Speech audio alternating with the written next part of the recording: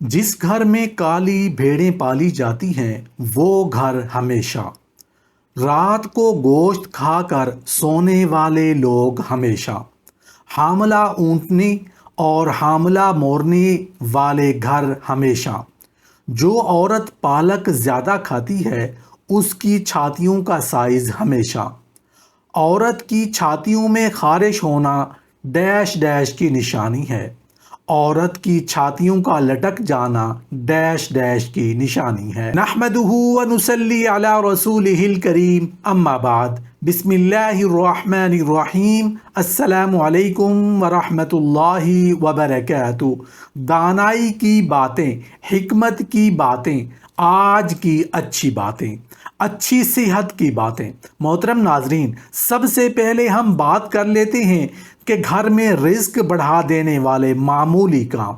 खाना खाने से पहले बिस्मिल्लाह पढ़ना, खाना खाने के बाद अल्हम्दुलिल्लाह कहना, घर में दाखिल होते वक्त अस्सलामु अलैकुम कहना, चाहे घर में कोई मौजूद हो या ना हो।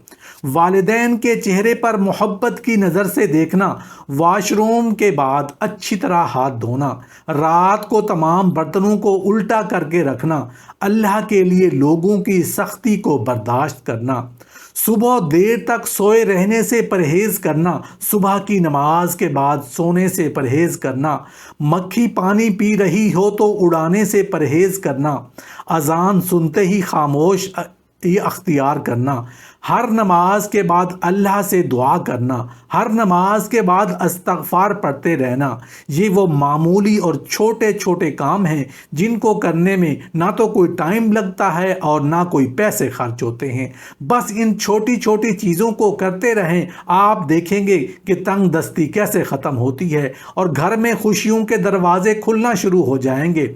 मोहतरम नाजरीन, घर में तंग दस्ती का आ जाना बहुत जल्द दौलतमंद बनने की अलामत है, मगर सब्र और शुक्र उसकी दो शर्तें हैं। रात के वक्त आंधी का आना मुसीबत आने की अलामत है। घर में बाथरूम का दरवाज़ा खुला रखने से घर में बीमारियां आती हैं। सुबह जल्दी आंख खुल जाना अल्लाह के राज़ी होने की निशानी है।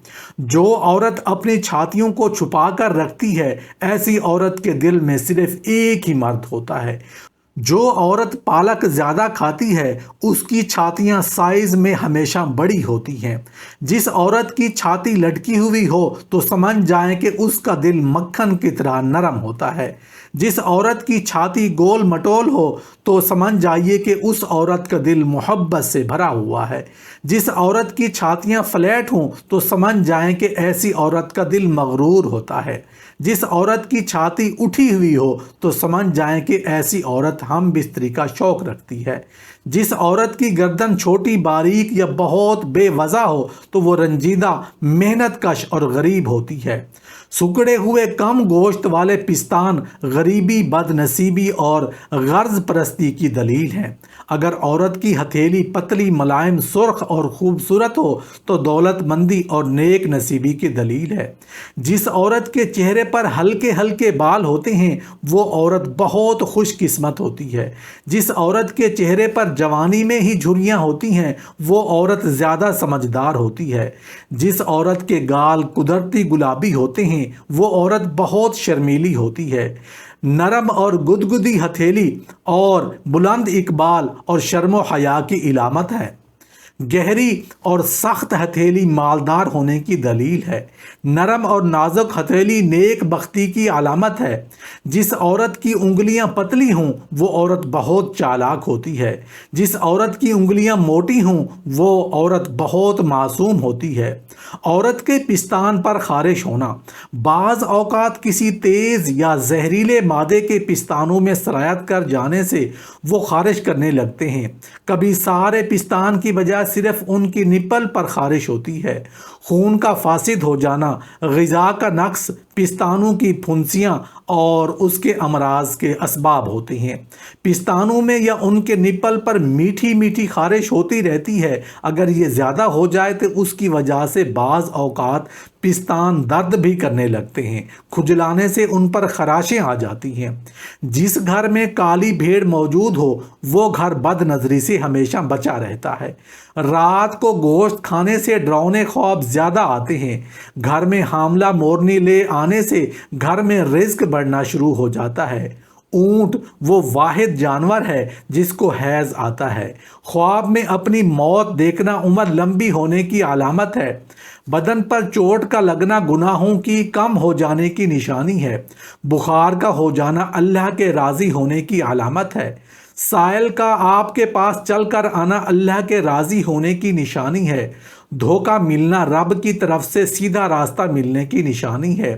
پتھروں کی چوٹ ہر پھلدار درخت کو نصیب ہوتی ہے۔ گھر میں بلیوں کا آنا کاروبار میں برکت آنے کی نشانی ہے۔ گھر میں مور کا اڑ کر آ جانا گھر میں رزق بڑھنے کی علامت ہے۔ گھر میں سفید کبوتر کا اڑ کر آ جانا گھر میں خوشحالی آنے کی علامت ہے۔ گھر میں لال بیگ زیادہ ہو گئے ہوں تو یہ نحوست آنے کی نشانی ہے۔ گھر میں چمگادڑ گھونسلہ بنا لے تو یہ آفتیں آنے کی علامت ہے۔ بلا وجہ پانی کی پیاس لگنا صحت اچھی ہونے کی علامت ہے۔ روٹی کھانے کے بعد گیس خارج ہونا طاقتور ہونے کی علامت ہے۔ صبح سویرے پیشاب نہ آنا صحت خراب ہونے کی علامت ہے۔ آدھی رات کو شدید بھوک کا لگنا فاقہ آنے کی علامت ہے۔ آدھی رات کو پیاس کا لگنا دولت آنے کی علامت ہے۔ دنیا سے دل لگ جانا اللہ سے دور ہو جانے کی علامت ہے۔ گھر میں بلی پاخانہ کر کے پاخانہ کو زمین میں دفن کر دے تو سمجھ جاؤ گھر میں بہت جلد خوشیاں آنے والی ہیں۔ ہنستے وقت آنکھ میں آنسوں کا آنا نرم دل والے انسان کی نشانی ہے۔ اندھیرے سے ڈر لگنا معصوم لوگوں کی ٹھوس علامت ہے۔ روٹی کھانے کے دوران چھینک کا آنا عمر لمبی ہونے کی نشانی ہے۔ کامیابی بازاروں میں نہیں بکتی بلکہ انسان اپنے عزم اور حوصلے سے حاصل کرتے ہیں۔ ہاتھی کے دانتوں کو پیس کر جلد پر لگایا کرو، جلد چمکدار ہو جائے گی۔ اگر آپ کو خارش زیادہ تنگ کرنے لگے تو ناریل کے تیل میں لیموں کے قطرے ملا کر مساج کر لیں، خارش ختم ہو جائے گی۔ اگر آپ سونے سے قبل اپنے بالوں میں کنگھی کر کے سوئیں گے تو آپ کے بال نرم و ملائم ہو جائیں گے اور کبھی نہیں گریں گے۔ محترم ناظرین، بے وقت سونے کی عادت سے چہرے پر جھریاں پڑ جاتی ہیں۔ آم کا زیادہ استعمال چھاتیوں کے ورم کی وجہ بنتا ہے۔ جسم میں گرمی ہے تو املی کا شربت پی لیا کرو۔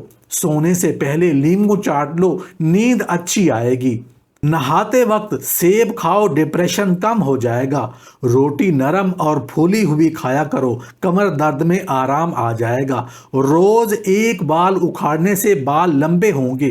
کالا نمک سر پر لگانے سے بال مضبوط ہوں گے۔